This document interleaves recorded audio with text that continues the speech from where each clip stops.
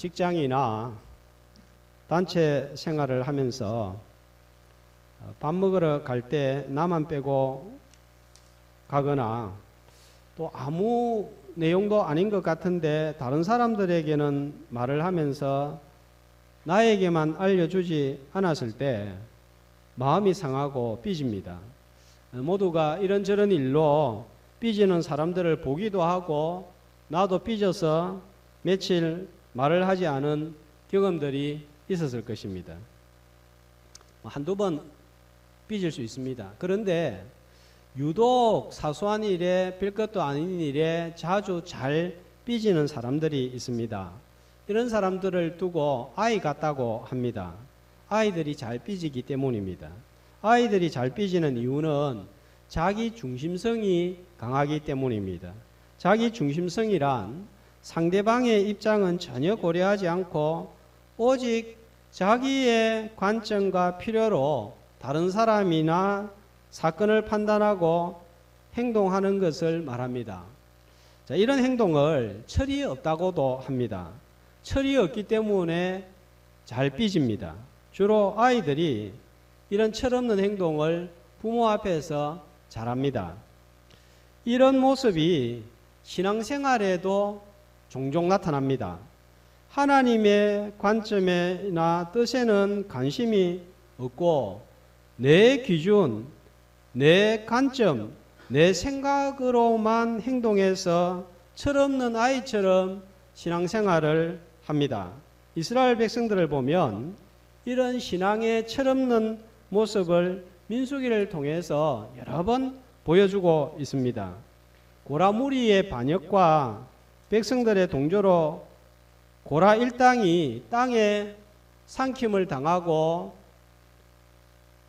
250명이 불에 살림을 당하고 14,700명이 전염병으로 죽는 세 번의 심판을 당했습니다. 자, 그러니까 7장 12절 말씀을 한번 보시면 이들의 입에서 나오는 것이 무엇입니까? 어떤 말이 나오고 있습니까?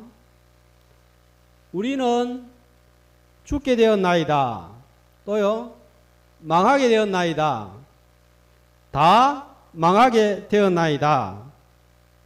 세 번 심판을 당하고 나니까 세 번이나 죽게 되었다, 망하게 되었다, 다 망하게 되었다 하면서 절망에 빠집니다. 하나님에 대해서 잘 모르면 이렇게 죽겠다, 망했다는 소리가 입에서 나옵니다. 하나님은 심판하기 위해서가 아니라 심판과 더불어서 제사장 아론의 죽은 지팡이에 우미 돋고 순이 나고 꽃이 피고 살구 열매가 열리는 이 초자연적인 생명의 기적을 보여주신 거예요. 자, 17장 10절을 한번 볼까요? 10절 말씀을 보시면 이 표징을 행한 이유를 밝히고 있습니다. 하나님께서 뭐라고 밝힙니까? 표징이 되게 하여 원망을 거치고 어떻게 하려고요? 죽게 하려고 아니잖아요. 죽지 않게 하기 위해서 이런 표징을 행하셨다 하는 것입니다. 말을 해도 잘 믿지를 못하니까 죽은 나무를 살리는 표징을 보여준 것입니다. 죽은 마른 지팡이 같은 너희도 내가 살릴 수 있고 살리겠다 하는 것을 이 기적을 통하여서 보여주신 것입니다. 하나님의 뜻은 살리는 것입니다. 그런데 하나님에 대해서 잘 모르고 죽은 고라무리의 일당과 전염병으로 죽은 백성들만 보고 하나님께서 자기들도 광야에서 죽게 하려고 이러는구나, 망하게 하려고 이러는구나, 나는 망했다, 우리는 다 망했다, 이렇게 됩니다. 하나님께서 이스라엘 백성들을 애굽에서 데리고 나온 것은 죽이기 위해서가 아니라 살리기 위해서입니다. 홍해 앞으로 인도하신 것도 물에 빠뜨려 죽이기 위해서가 아니라 살리기 위해서입니다. 그런데 하나님에 대해서 잘 모르면 애굽에 매장지가 없어서 우리를 광야로 인도해서 죽이려고 하느냐? 한탄하고 죽는다는 소리가 입에서 떠나지 않습니다. 하나님께서 우리를 세상에서 불러서 교회로 인도한 것은 살리기 위함인 줄로 믿습니다. 그래서 바울은 에베소 성도들을 위해서 기도할 때 에베소 1장 17절에서 이렇게 기도했습니다. 한 목소리로 우리 주 예수 그리스도의 하나님 영광의 아버지께서 지혜와 계시의 영을 너희에게 주사 하나님을 알게 하시고, 에베소서를 읽어보면 바울의 여러 번 기도가 나오는데 첫 번째 기도가 뭔가 하면 하나님 알게 해달라고 기도하고 있습니다. 여러 가지 문제가 많이 있었을 텐데 하나님을 알게 해달라고 기도하고 있습니다. 에베소서에 보면 이 성도들을 위해서 기도할 때 하나님을 아는 것이 중요한 것임을 바울은 인식한 거예요. 하나님을 모르기 때문에 상황은 달랐지만 에베소 성도들도 자주 절망에 빠졌기 때문입니다. 자기 아들을 아끼지 아니하시고 모든 사람을 위하여 내어주시니가 어찌 그 아들과 함께 모든 좋은 것을 우리에게 은사로 주지 아니하시겠느냐 했습니다. 하나님은 나를 살리기 위해서 독생자를 내어주셨습니다. 십자가에 기꺼이 못 박혀 죽게 하셨습니다. 천사를 위해서는 자기 아들을 주시지 않았지만 죄인인 나를 위해서는 기꺼이 자기 아들을 내어주시는 것을 볼 때 천사보다 나를 더 사랑하는 것이 분명합니다. 자기 아들을 죽여서라도 나를 살리려고 하는 하나님의 마음을 십자가에서 보게 되는 거예요. 그런데도 우리는 가게가 잘 안 되면, 일이 원하는 대로 돌아가지 않으면, 문제가 생기면 입에서 죽겠다, 못 살겠다, 안 되겠다 하는 소리가 나옵니다. 지나간 오랜 시간들을 돌아다 보면 죽을 것 같은 상황이 내 인생에서 여러 번 있었지 않았습니까? 그런데 죽었습니까? 지금 살아 있습니다. 하나님께서 살려주셨기 때문입니다. 그때는 살려주시고 지금은 살려주실 수 없는 그런 하나님이 저와 여러분의 하나님이 아니라는 사실을 기억하고 살리시는 하나님을 바라보는 오늘 예배의 시간이 되시기를 주님의 이름으로 축복합니다. 상황만 바라보면 13절 같은 반응이 나옵니다. 자, 어떻게 반응합니까? 우리가 다 망하여야 하리까? 우리가 망할 수밖에 없습니까? 하나님은 그렇지 않다, 살 수 있다 하시면서 살 길을 제시하여 주시는 내용이 오늘 읽었던 본문의 말씀입니다. 사는 방법은 하나님께서 정하여 주신 대로 해야 한다는 거예요. 자, 1절 시작이 어떻게 되고 있습니까? 여호와께서 아론에게 이르시되, 근데 민수기를 읽어보면 하나님께서 말씀하실 때 누구를 통해서 주로 말씀을 하십니까? 모세에게 이르시되 이렇게 나오는데 유일하게 여기에만 아론에게 이르시되, 모세에게 말씀하시되 하면 내용이 자연스럽게 바뀌어지는 것을 암시하고 있습니다. 여기에서만 아론에게 말씀하신 것은 아론이 제사장의 권위를 확실하게 부여해서 다시는 이런 불행한 일이 일어나지 않도록 하고 생명의 복을 누리기 위함이었습니다. 아론의 지팡이에 생명의 기적이 일어나게 한 이유입니다. 자, 이런 기적으로 제사장의 권위가 아론에게 부여된 것은 큰 특권입니다. 지팡이 기적을 통해서 하나님은 온 백성들 앞에서 다른 사람이 아니라 하나님이 세운 사람은 아론이다, 이렇게 공포를 하시고 권위를 부여하셨습니다. 아론 입장에 보면 이제 백성들이 더 이상 까불거나 아론 물러나라고 할 일이 없으니까 좋겠죠. 그런데 특권에는 반드시 책임이 따릅니다.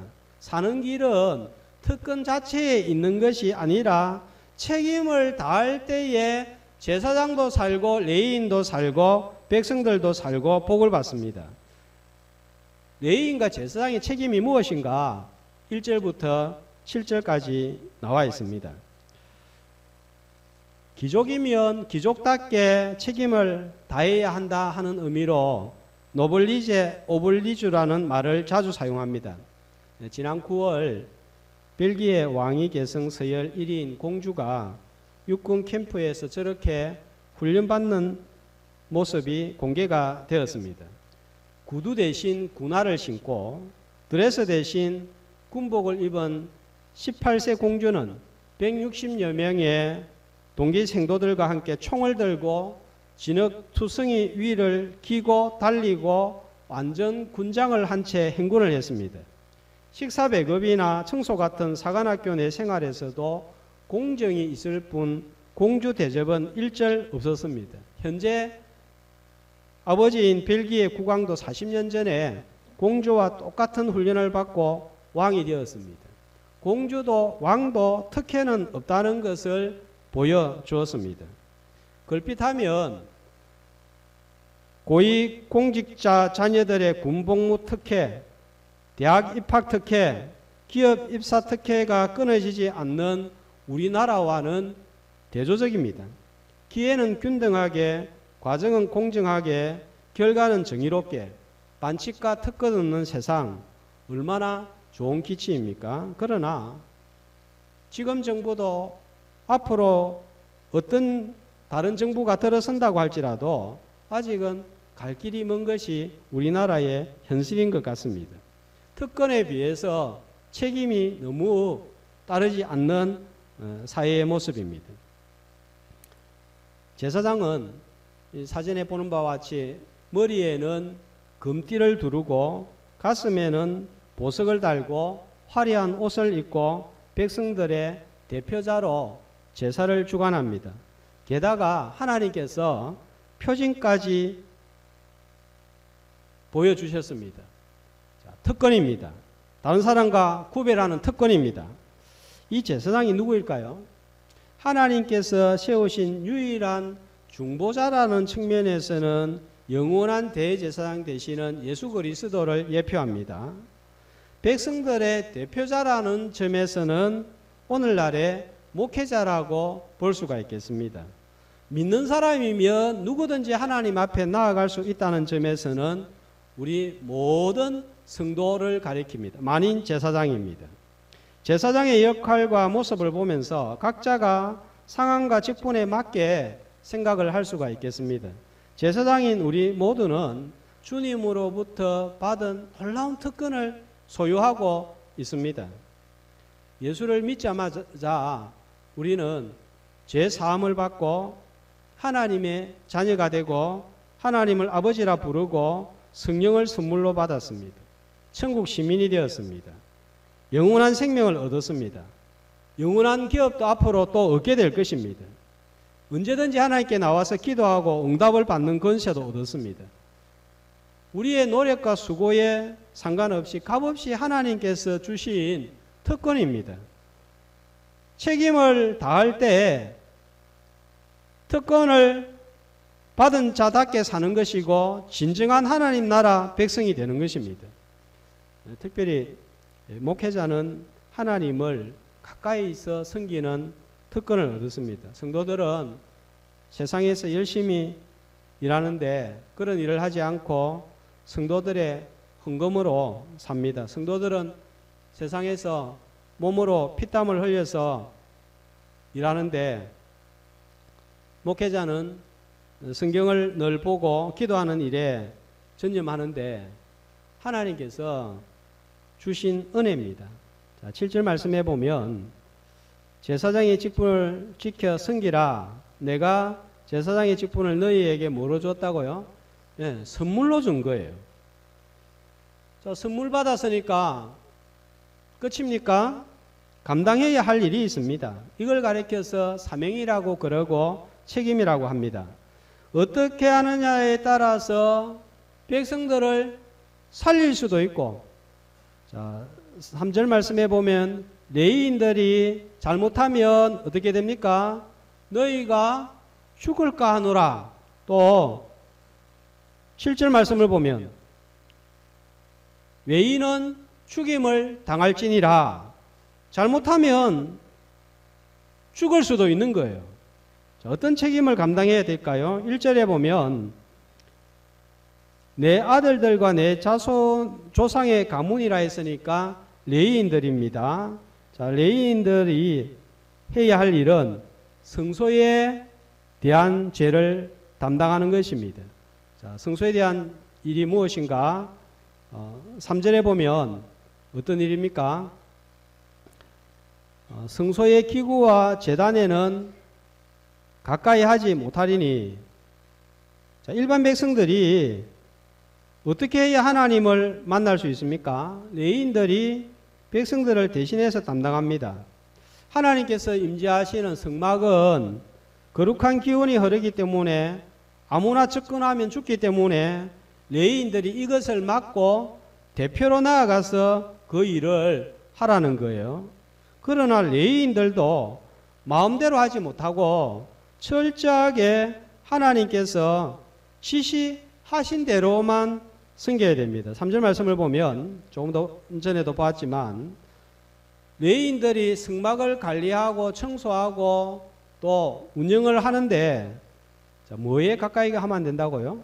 성소의 기구와 제단에는 가까이 하면 안 된다는 것입니다. 자, 조금 내용이 어려워서 성막 사진을 한번 보겠습니다. 자, 성막에 보면 나아가서 일을 하는데 성소 안에 기구들이 보입니다. 자, 뭐가 눈에 들어오죠? 성소 안에 보면 금등대, 금촛대, 또 오른쪽에는 떡상, 또 앞에는 분향단, 보이지 않지만 바깥에는 번제단이 있습니다. 자, 이런 기물은 손을 대면 만지면 죽습니다. 민수기 4장에서 살펴본 대로 레위 지파의 후손인 게르손과 무라리의 자손들이 성물을 이동을 하는 일을 맡습니다. 그러나 이걸 만지면 죽는 거예요. 또 성소 안에 들어가면 안 됩니다. 성소 안에는 누가 들어갈 수 있습니까? 제사장만 들어갈 수 있는 거예요. 자, 2절 말씀을 보시면 레위인들이 할 일은 끝에 보면 너를 돕게 하라. 제사장을 레위인은 돕는 자이지 제사장의 일을 해서는 안 된다는 것입니다. 자, 그러면 제사장의 직분은 무엇입니까? 자, 7절 말씀해 보면 너와 내 아들들 했으니까 아론과 아들들은 하는 일이 뭐예요? 제단과 휘장 안의 모든 일에 대하여 제사장 직분을 섬기라 했습니다. 휘장 안에 모든 일을 맡습니다. 성소 안을 출입하면서 특수한 예식을 맡습니다. 제사장이 아닌 외인이 레인이라도 제사장이 아니면 출입을 하면 죽습니다. 아까 본 지성소 안에는 제사장도 못 들어가고 대제사장만 1년에 한 번 속죄일에 들어갈 수 있습니다. 자, 이러한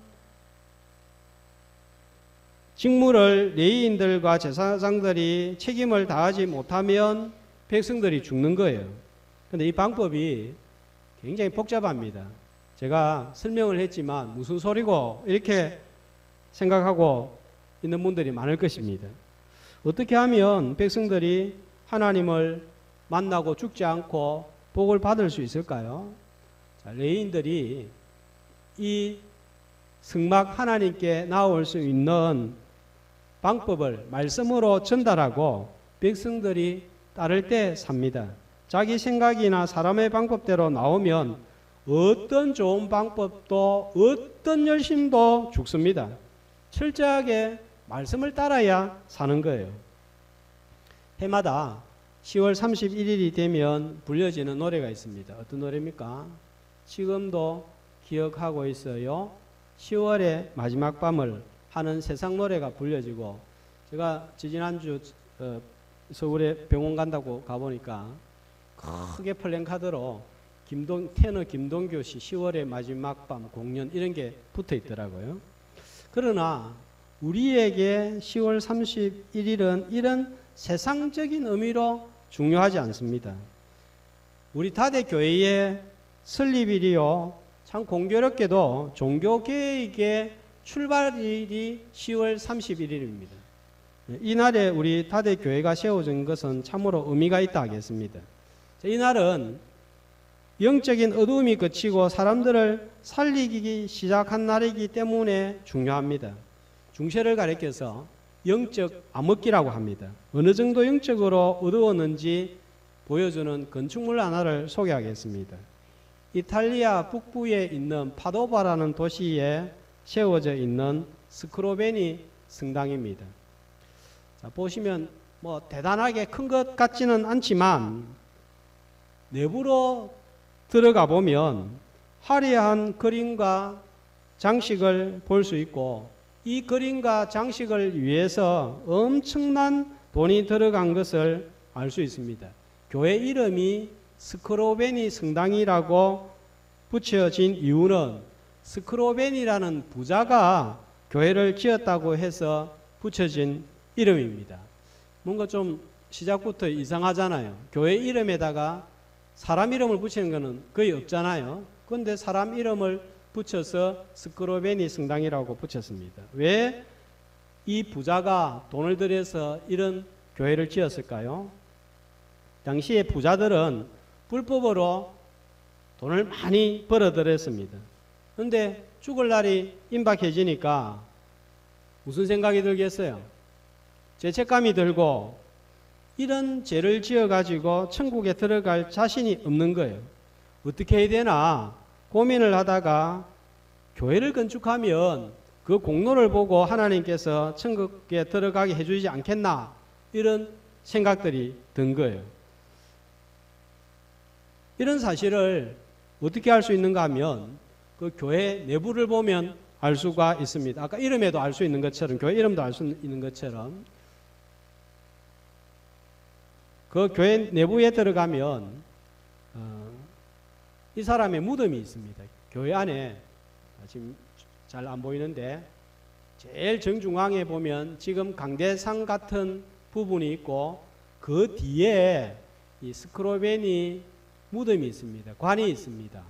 자, 그러면 교회 사람들이 들어와 가지고 기도할 때 스크로베니를 생각하고 기도를 했으면 하는 의도로 자기 무덤을 저기에 만든 거예요. 우리가 도무지 상상할 수가 없는 일이죠. 자, 그리고 중앙 벽화를 보면 최후심판이라는 그림이 있는데 십자가 아랫부분을 보면 확대해서 보면 자, 저 그림이 있습니다. 성모 마리아가 있고 교회를 성모 마리아에게 바치는데 무릎을 꿇고 바치는 사람이 있습니다. 저 사람이 누구일까요? 스크로베니 부자입니다. 성모 마리아님, 제가 이 예배당을 지어 바쳤으니까 저를 천국으로 보내주세요 하는 그런 모습의 그림입니다. 이 모습이 중세 가톨릭 교회의 현실이고 모습입니다. 우리 다대교회 성도들은 저런 그림을 보면 이건 이상하다, 이건 절대 아니다, 뭐야 이런 마음이 들 거예요. 성경의 가르침과는 완전 배치가 되는 거예요. 그런데 이렇게 지어진 교회들이 많습니다. 제가 하나만 예를 든 거예요. 부자들은 교회를 지어 바치고 그림을 바치고 돈이 없는 사람들은 다른 방법을 사용해서 구원을 받으려고 했습니다. 이런 방법으로 구원에 이르려고 시도한 교회의 모습이 중세교회인 거예요.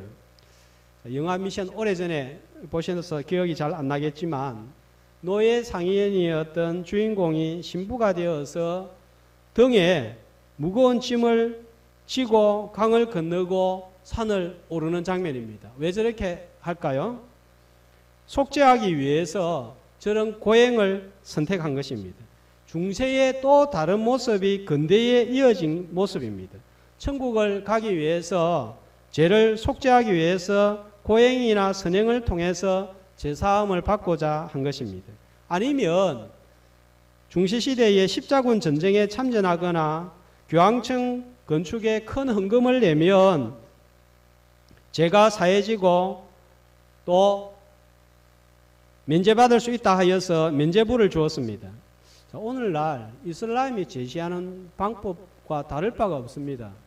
이슬람이 어떻게 주장합니까? 바로 천국에 갈 수 있는 길은 지하드, 성전 전쟁에 참가하면 된다 하는 것입니다. 믿지 않고 죽거나 신앙이 없었던 부모나 가족도 면죄부를 사면 천국으로 올라갈 수 있다고 믿었습니다.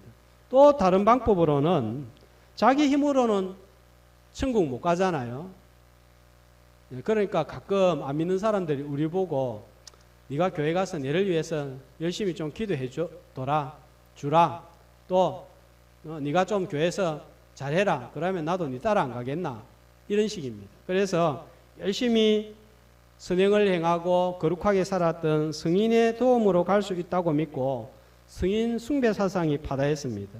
교회 곳곳에 사진에 보는 바와 같이 성인화가 그려져 있고 저 사람들 앞에서 빌고 또 동상을 세워서 빌면서 저들의 도움으로 천국 갈 수 있을다 생각해서 숭배를 했습니다. 자, 성인 가운데 최고의 성인은 마리아였습니다. 지금도 성당에 들어가 보면 사진과 같이 촛불을 마리아 주변에 많이 켜두고 기도하고 빌고 숭배하도록 만들었습니다. 왜 말도 되지 아니하는 이런 가르침을 믿고 따랐을까요? 당시에 교회와 교회 책임자들인 사제들이 성경을 제쳐두고 교회에 필요한 재정을 충당하고 사제들과 교회 아래 백성들을 굴복시키기 위한 세상적인 똑같은 방법을 추구했기 때문입니다. 우리가 지금 볼 때는 진짜 이거는 아니다 싶잖아요. 그런데 저와 여러분도 만약 이 시대에 태어났더라면 이것이 옳은 줄 알고 구원받기 위해서 돈은 없지만 몸이 되는 젊은 사람들은 십자군 전쟁에 참여하고 돈이 있는 사람은 헌금을 많이 바치고 속죄받기 위해서 등에 짐을 지고 채찍질로 자기 몸을 자해하는 일을 행했을 것입니다. 영혼을 살리는 것이 아니라 죽이는 일입니다. 하나님께서 세우신 직분자들이 직분을 감당하지 못하니까 영혼을 죽이는 일을 한 것입니다. 그러면서 자기들은 화려한 옷을 입고 배부르고 넓은 집에서 살았습니다. 그런데 아무리 생각해봐도 이것은 아니다. 말씀에 위배된다.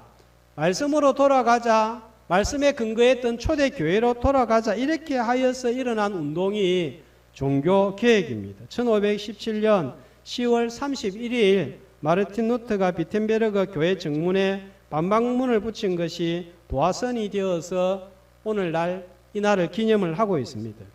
말씀은 구원은 믿음으로만 얻을 수 있다. 로마서 1장 17절 오직 의인은 선행으로 종교행위로 헌금으로 얻는 것이 아니라 믿음으로 말미암아 살리라.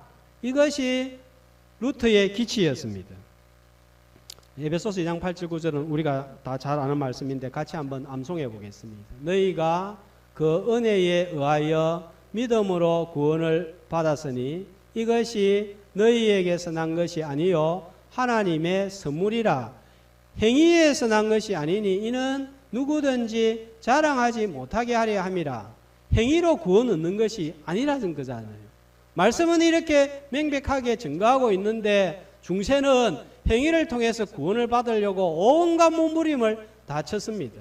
그래서 영적으로 어두운 거예요. 우리가 왜 헌금을 내고 예배를 드리고 기도를 하고 봉사를 합니까?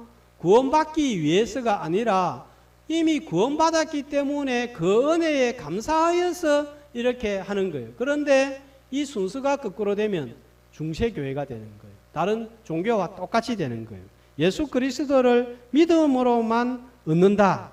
이 진리가 스위스로, 하란으로, 영국으로 전파되고 미국으로 건너와서 한국으로 전해졌습니다. 특별히 장로교회, 고신척에 있는 우리 다대교회가 이 노선에 서 있습니다. 그래서 개혁주의 교회라고 하는 것입니다.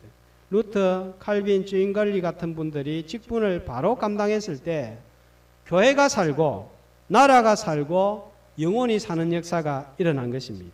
직분은 모두가 다를 수 있습니다. 레위인의 일이 있고 제사장의 일이 다를 수 있습니다. 그러나 2절 말씀 끝에 보세요. 자, 레위인은 어떻게 한다고요? 제사장들을 돕게 하라. 또 4절은 레위인은 어떻게 한다고요? 너와 합동하여 높낮이가 없습니다. 6절에 보면 레위인의 직분이 뭐라고 합니까? 선물이라고 그랬습니다. 7절에 제사장의 직분도 뭡니까? 선물이라고 그랬습니다. 똑같은 선물입니다. 만약에 아론을 투표해서 제사장으로 선택했다고 한다면 자격이 될까요? 출애굽기 32장에 보면 아론은 금송아지를 만들고 애굽으로 돌아가자고 주동한 인물입니다. 미리암과 합세해서 모세의 리더십에 시기를 품고 불만을 품었습니다. 자격이 없습니다. 제사장이 된 것은 선물입니다. 에베소서 3장 7절은 이렇게 말씀하고 있습니다. 한 목소리로 이 복음을 위하여 그의 능력이 역사하시는 대로 내게 주신 하나님의 은혜의 선물을 따라 내가 일꾼이 되었노라. 내가 일꾼은 어떻게 되었습니까? 은혜의 선물을 따라서 된 것입니다. 선물로 받았기 때문에 누가 잘했다고 칭찬해도 교만할 이유가 없고 보잘것없는 것이라고 해도 부끄러워할 것도 전혀 없습니다.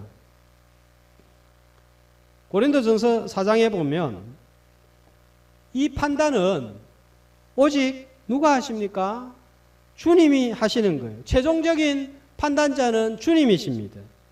선물을 주신 분 앞에 합당하게 행하면 됩니다. 목사든 장로든 집사든 군사든 교사든 성도이든 찬양대원이든 차량봉사자든 수전이든 방송실이든 모두가 합동하여 하나님 앞에 충성하면 최종 심판자가 판단을 하실 것입니다. 요즘은 예배 드리는 일, 헌금 드리는 일, 새벽 기도 하는 일, 또 참여하는 것이 어떤 때보다 중요한 상황이 되었습니다. 이 기본이 얼마나 중요한지 우리가 실감을 하고 있습니다. 무슨 직분 봉사를 맡았든지 충성함으로 살리는 직분자들 봉사자들 되시기를 주님의 이름으로 축복합니다. 이렇게 감당하게 될 때 하나님께서 약속하신 것이 있습니다. 19절 말씀을 보세요. 어떤 약속을 맺습니까? 너와 네 후손에게 자 어떤 약속을 하죠? 소금 언약을 맺는 거예요. 이 소금 언약이라 하는 것은 소금은 고대 사회에서 변하지 않는 것입니다. 또 음식이 썩지 않도록 부패하지 않도록 변하지 않도록 하는 것입니다. 하나님이 직분을 잘 감당한 사람들에게 변하지 않는 약속을 주신 것입니다. 제사장에게는 굶지 않도록 몫을 주셨습니다. 백성들이 드린 헌물을 주어서 먹고 살게 하셨습니다. 자, 어떤 헌물을 주셨는가? 아주 복잡한데 간단하게 한 화면으로 요약해서 보면 다음과 같습니다. 9절에 보면 소제, 속죄제, 속건제를 하나님께 드리고 남은 지성물을 제사장이 먹도록 했습니다. 11절에 보면 여러 봉헌문들을 바쳤는데 그것을 가져가도록 했습니다. 그 다음에 12절에 보면 곡식이나 기름이나 포도가 처음 난 것, 그것을 제사장이 먹도록 했습니다.